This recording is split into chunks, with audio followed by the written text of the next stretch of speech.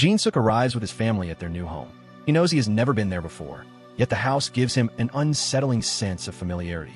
His older brother, Yoo-suk, is everything Jin-suk is not: accomplished, athletic, capable, and admired. Jin-suk, who struggles with nervous breakdowns and repeating school, has always looked up to him. As the family settles in, one room immediately stands apart. The previous owner supposedly left belongings inside, so the small room is kept locked until the owner returns for them. At dinner, Jin-suk's father checks that he is still taking his medication and gives him one firm warning: he must never enter the locked room. That night, heavy rain surrounds the house. Jin-suk hears a strange thud from upstairs, near the forbidden room. Later, unable to ignore the noise, he approaches the door himself. He is certain something is inside, but Yoo-suk says he hears nothing. To calm him down, Yoo-suk takes him for a walk in the rain. For a moment, the familiar bond between the brothers makes everything feel normal again. Then Yoo-suk says their father needs a book and tells Jin-suk to wait. Moments later, strangers confront him.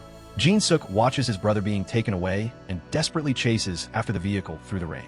The family reports Yoo-suk missing, but the police cannot confirm Jin-suk's description of the black van he remembers.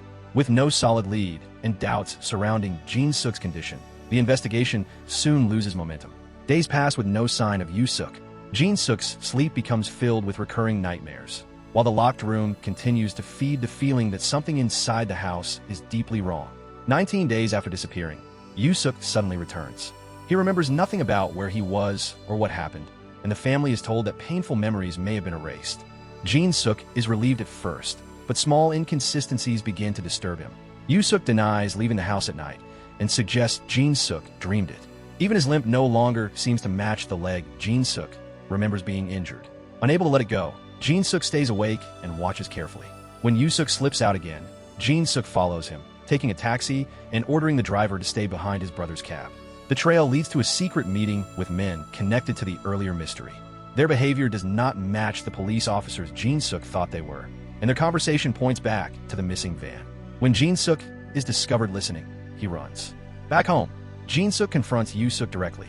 He insists the chase, the taxi, and the meeting were real, then demands to know who these men are and what happened to his actual brother. Yoo-suk keeps calling the entire night a dream, but then makes one mistake. He mentions the cab. Jin-suk never told him there was a cab. That single detail proves, at least to Jin-suk, that the man knows far more than he admits. Jin-suk turns to his mother and asks her not to tell his father yet. He says plainly that the man living with them is not his brother and plans to follow him again. Instead, Jin-suk overhears a conversation that changes everything. The people around him already know he is suspicious. They discuss the false limp, the fake officers, and Jin-suk's belief that Yoo-suk is an imposter, all while assuming he is asleep. Now convinced the entire household is involved, Jin-suk flees into the rainy night. The people he believed were his family pursue him, and he finally reaches outsiders, begging for help.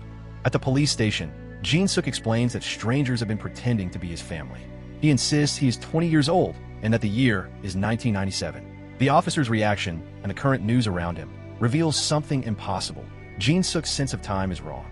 Before he can understand what is happening, the deception closes in again. The same people find him, and the man posing as Yoo-suk finally begins explaining why Jin-suk was placed inside this elaborate lie. Years earlier, a mother and daughter were murdered in a case that drew enormous attention. Police formed a special team, but the killer was never caught.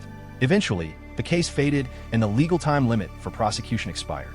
The victim's family, however, never let it go. They identified Jin-suk as the killer, but he denied everything and appeared genuinely unable to remember the crime. Believing he had buried the memory, they wanted to know why the murders happened and whether anyone else was involved. So they drugged and hypnotized Jin-suk, pushing his mind backward until he believed he was 20 again in 1997. Actors were assigned to play his father, mother, and older brother, surrounding him with a fabricated version of his past. The house was part of the trap too. It felt familiar because it was tied to the old murders. The group recreated the location and even the rainy conditions, hoping the details would force Jin-suk's missing memory back to the surface. Even Yoo-suk's disappearance had not gone according to plan. The actor playing him was arrested for fraud, leaving the group to improvise an abduction story until he could return 19 days later. But the stage reality kept breaking apart. Jin-suk noticed the mistakes, followed the fake brother, and uncovered the operation. Now the group no longer needs the performance. They blame him for destroying their family and intend to make him pay. Jin-suk manages to escape the confrontation and runs into the street, but a vehicle strikes him. He survives and is taken to a hospital, where the shock begins pulling his real memories back into focus. The false life falls away. Jin-suk remembers the past as it actually happened, beginning with the desperate period that led him toward the crime. At 20, Jin-suk was broke and alone except for his seriously ill older brother. A doctor warned that his brother needed surgery soon, and Jin-suk had no way to pay for it. He searched for any source of money, even considering an organ procedure dangerous enough to threaten his own life. With the economic crisis closing off his options, desperation took over. That desperation made him useful to a stranger who offered him money for a job. Jin-suk said he would do anything, and the offer came with a deadline, except by noon the next day. Jin-suk accepts. He receives an address in Seoul and precise instructions. A woman and 2 children will be inside. The children are not to be harmed. His target is only the woman. He enters the house, but once he is face to face with the woman, he loses his nerve. Jin-suk tells her he will leave and begs her not to scream. The situation collapses when she panics. Jin-suk panics with her, and the violence ends with both the woman and her daughter dead, despite the order to leave the children untouched. A young boy is still alive. Jin-suk tells him to hide under a blanket and keep counting, promising that if he obeys, his mother and sister will come back. Then he contacts the man behind the job. Later, the boy calls his father. He says he did exactly what a stranger told him, but his mother and sister are lying on the floor, bleeding and not breathing.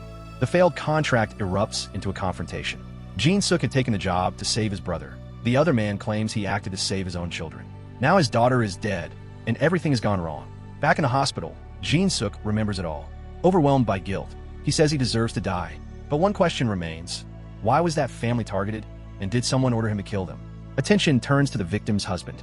A large insurance policy had been taken out on his wife, raising the possibility that the murder was arranged for the payout.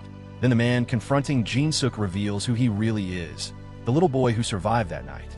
After relatives took the money, he grew up in an orphanage, carrying one purpose with him: find a man who killed his family and take revenge. He needs to know whether his father ordered the killing. Jin-suk insists the insurance was only a coincidence and says he acted alone. The surviving son struggles with the answer, but finally turns away. The confrontation ends, leaving both men with the consequences of a truth that cannot repair anything. The surviving son leaves the hospital area, while Jin-suk remains consumed by the memories he spent years unable to face. As the present gives way, one last memory rises from Jin-suk's past. Long before the murders, Jin-suk had crossed paths with the same boy in a peaceful moment, when neither of them knew what would later connect their lives. The boy, Sung-wook, leaves happily with his family, waving goodbye. It is the final memory of a life that existed before one desperate decision destroyed both families.